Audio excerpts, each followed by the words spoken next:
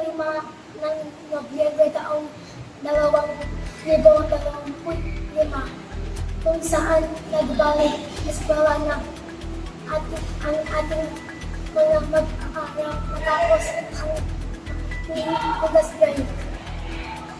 Isang matagumpay at masayang pagbabalik eskwela. Marami sa kanila ay may bitbit na bagong baon at kwento tungkol sa kanilang naging bakasyon. Kagaya ng ating naging bakasyon nyo.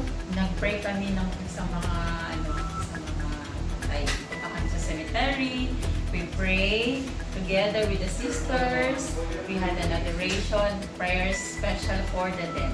Yun yung ginawa namin yung Go to the park and we celebrate Halloween. Ayon sa pamunuan ng paaralan, handang-handa na ang